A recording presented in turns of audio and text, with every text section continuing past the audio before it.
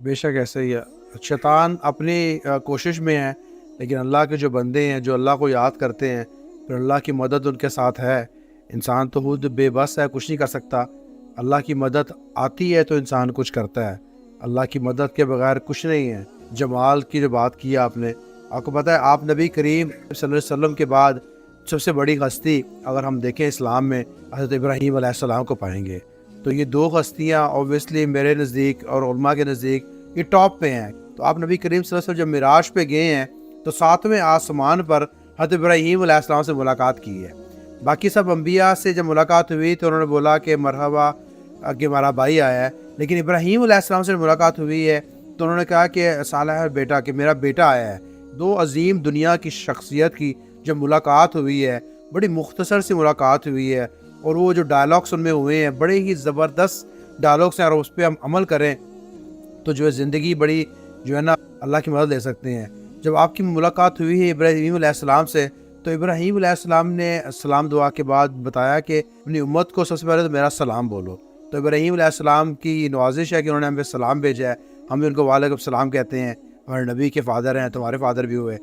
تو انہوں نے بولا کہ اپنی امت کو میرا سلام دیجیے گا، اور انہیں کہیے گا کہ جنت جو ہے بڑی زرخیز ہے، لیکن وہ چٹیل میدان ہے، اور وہاں پہ آپ کی امت کو چاہیے کہ وہاں پر درخت لگائیں، سب کچھ لگائیں، اور وہ بڑا آسان ہے کرنے کے لیے۔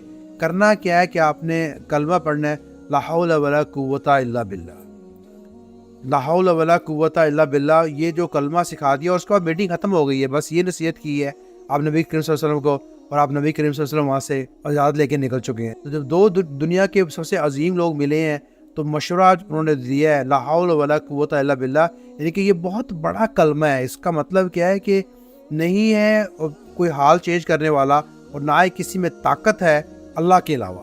تو ہم اگر عبادت بھی کریں گے تو اللہ سے ہم مانگیں گے، اللہ سے مانگیں گے۔ جیسے سورۃ فاتحہ کی آیت ہے ایاک نعبد و ایاک نستعین، کہ ہم تیری بات کرتے ہیں لیکن تجھ سے ہی مدد مانگتے ہیں۔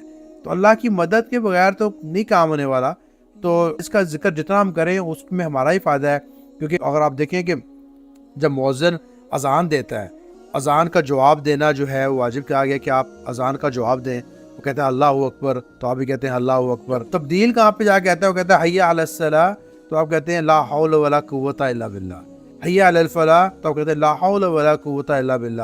نماز کی طرف آؤ تو آپ کہتے ہیں لا حول ولا قوت الا باللہ، کہ میں اپنا حال نہیں چینج کر سکتا، نہ ہی طاقت ہے، اور جب تک اللہ نہ چاہے۔ اللہ چاہے گا تو میں اپنے اس حال سے نکلوں گا۔ میں دکان میں ہوں، کاروبار میں ہوں، بچوں کے ساتھ ہوں، اسکول میں ہوں، یونیورسٹی میں جہاں بیزی ہوں، کہ ہم جو ہے ہم تو مانتے ہیں کہ ہم کمزور ہیں، نہیں نہ اپنا حال چینج کرنے کے قابل ہی نہیں ہیں۔ تو اللہ چاہے گا تو حال چینج ہوگا، اللہ چاہے گا تو طاقت آئے گی۔ کبھی بیک ٹو جمال، تو جب آپ نبی کریم صلی اللہ علیہ وسلم واپس آئے ہیں معراج سے تو صحابہ نے پوچھا کہ ابراہیم علیہ السلام کیسے ہیں دیکھنے میں؟ تو آپ نبی کریم صلی اللہ علیہ وسلم بولا کہ میری طرح ہی ہیں، یعنی کہ آپ نبی کریم صلی اللہ علیہ وسلم سے اتنا زیادہ ان کی شکل ملتی ہے ابراہیم علیہ السلام کی، کہ جمال میں کتنے قریب نہیں ہوں گے وہ، کہ آپ نبی کریم صلی اللہ علیہ وسلم خود کہہ رہے ہیں کہ ان کی مشابہت مجھ سے بہت زیادہ ہے۔ تو اللہ تعالیٰ جو ہے ان کے درجات بلند کرے، اور ہمیں جو ہے ان سے ملنے کی توفیق دے اللہ تعالیٰ۔ جنت میں جا کر خواہش ہے کہ ان سب سے ملاقات ہو، اور ان کے ساتھ مجلس میں شامل ہو۔ اس قابل تو نہیں ہے، لیکن اللہ کے چاہنے پہ سب کچھ پاسبل ہے۔